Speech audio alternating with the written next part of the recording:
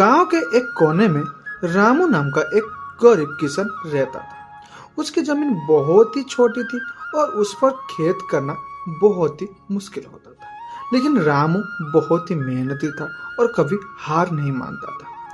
उसका सपना था कि एक दिन वो उसका जो हालत है वो सुधार लेगा और उसका जो पत्नी गंगा और उसका बेटा शिव को एक अच्छा जीवन दे सकता है। रामू सुबह से शाम तक खेत में मेहनत करता था, लेकिन सूखे और कमजोर मिट्टी की वजह से उसकी फसल ठीक से नहीं हो रहा था। उसकी पत्नी गंगा हर रोज भगवान से प्रार्थना करती थी कि अच्छे दिन आ जाए। हे भगवान, हमें मेहनत का सही फल दो। हमारा बेटा शिवा भी बड़ा हो रहा है, उसकी पढ़ाई का खर्च कैसे चलेगा? गंगा, हिम्मत मत हारो। मेहनत करने वालों की कभी हार नहीं होती। जब तक हम मेहनत करते रहेंगे तब तक एक दिन सफलता जरूर मिलेगी। लेकिन परिस्थितियां और बहुत खराब होने लगी। एक दिन गांव के जमींदार मुकुंद बाबू ने रामू को अपने पास बुलाया। रामू, तुम्हारी जमीन का कर अब बढ़ा दिया गया है। तुम्हें अगले हफ्ते तक भुगतान करना होगा। बाबूजी, इस साल फसल ठीक से नहीं हुआ है, थोड़ा समय दीजिए, मैं जरूर पैसा चुका दूंगा। अगर पैसा नहीं चुकाया तो तुम्हारा जमीन छीन लूंगा। ये मेरी अंतिम चेतावनी है। रामू निराश हो गया, लेकिन उसने हार नहीं मानी। उसने गांव के मुखिया जी से मदद मांगी। रामू, तुम मेहनती आदमी हो। हम पंचायत में इस पर बात करेंगे। जब रामू अपने खेत में हल चला रहा था तो उसकी हल की नोक किसी ठोस चीज से टकरा गई। जब उसने खुदाई की तो वो एक घड़ा निकला जो पुराने जमाने के सोने के सिक्के से भरे हुए थे। हे भगवान, ये क्या है?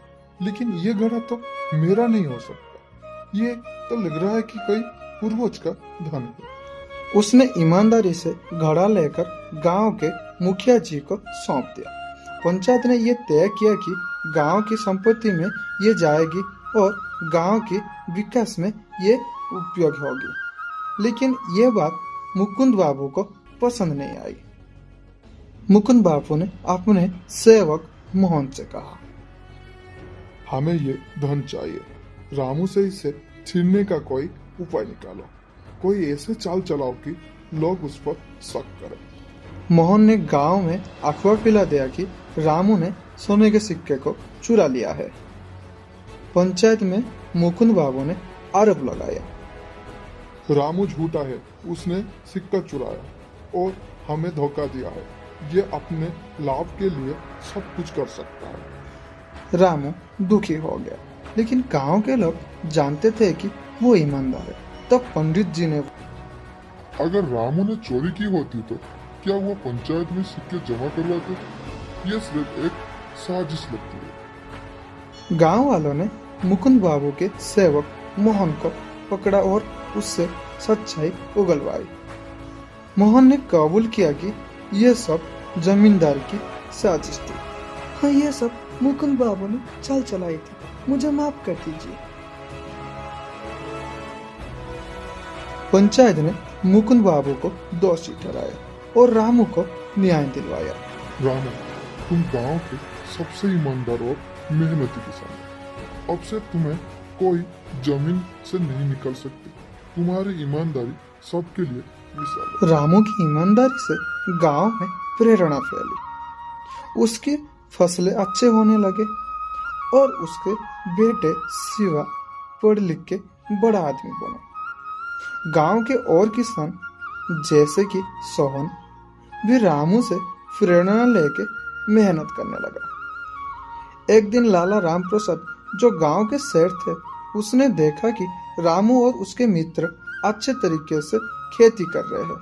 उसने रामू से कहा, रामू, तुम सच में एक ईमानदार और मेहनती व्यक्ति हो। तुम्हारे जैसे लोग के लिए मुझे एक सुझाव आया है। मैं तुम्हारी मदद कर सकता हूँ और नया बीज और सुविधाओं दे सकता हूँ ताकि तुम और बेहतर खेती कर सको। सेठ जी, अगर आप सच में गांव की उन्नति चाहते हैं तो मैं आपके सुझाव में स्वागत करता हूँ। सभी किसान के लिए ये मदद बहुत उपयोगी होगी। रामू ने बिना किसी स्वार्थ के इस सुझाव को स्वीकार किया और धीरे धीरे अपनी खेती सुधारने लगे।